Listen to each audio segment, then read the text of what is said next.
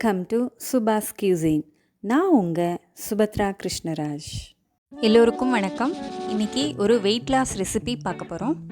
அது vegetable oats dosa. இதுக்கு ஒரு 1.5 கப் அளவுக்கு ஓட்ஸ் எடுத்துக்கிறேன். இது 200 கிராம் அளவுக்கு இருக்கும்.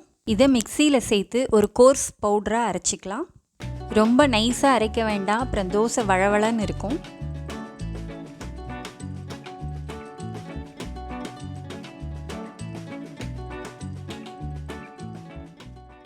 அரைச்சாச்சு. இதனோட 1.5 கப் அளவுக்கு தண்ணி ஊற்றி ஒரு 10 நிமிஷம் அப்படியே ஊற வச்சிடலாம்.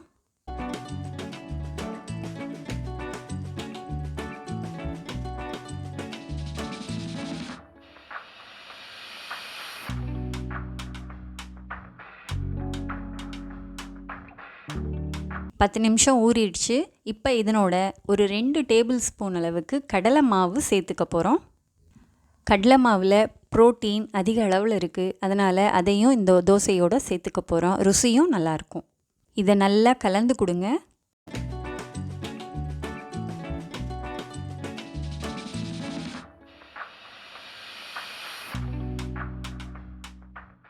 இதனோட ஒரு பாதி கேப்சிகம் பொடியாக நறுக்கி போட்டுக்கலாம். அதுக்கப்புறம் ஒரு சின்ன கேரட் இல்லைனா பாதி கேரட் அதையும் துருவி போட்டுக்கலாம். அப்புறம் ஒரு பெரிய வெங்காயம் அதையும் சின்னதாக பொடியாக வெட்டி போட்டுக்கலாம். புளிப்புக்காக ஒரு பெரிய நெல்லிக்காவை துருவிக்கிறோம். நெல்லிக்காய்க்கு பதிலாக மாங்காய் கூட சேர்த்துக்கலாம், இல்லைனா கொஞ்சம் எலுமிச்சம்பழம் கூட புழிஞ்சி ஊற்றிக்கலாம்.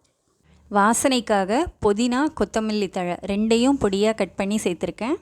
தோசைக்கு தேவையான அளவு உப்பு, காரத்துக்கு ஒரு 2 ஸ்பூன் பெப்பர் பவுடர். இப்போ எல்லாத்தையும் நல்லா கலந்துட்டு தோசை மாவு பதத்துக்கு ரெடி பண்ணிக்கணும். தேவைப்பட்டால் கொஞ்சம் தண்ணி ஆட் பண்ணிக்கோங்க.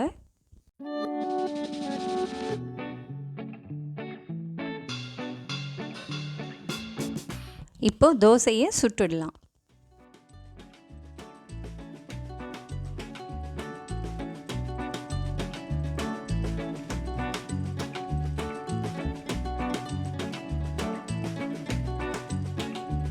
ஈவினிங்லேயோ இல்லை காலையில் பிரேக்ஃபாஸ்ட்டாவோ இந்த ஓட்ஸ் தோசையை ஒரு 2 மட்டும் சாப்பிட்டாலே போதும். நல்ல ஹெல்த்தியாகவும் இருக்கும், வெயிட் கெயினும் ஆகாமல் இருக்கும். இதில் வெஜிடபிள்ஸும் நம்ம ஆட் பண்ணி இருக்கிறதுனால அதில் இருக்கிற சத்துக்களும் சேர்ந்து கிடச்சிடும். வெயிட் லாஸ் பண்ணணும்னு நினைக்கிறவங்க இல்லை வெயிட் ஏறாமல் இருக்கணும்னு நினைக்கிறவங்கெல்லாம் இந்த தோசையை வாரத்தில் 2-3 நாள் செஞ்சு சாப்பிடலாம். ஆரோக்கியம் நம் கையில். வாழ்க வளமுடன்.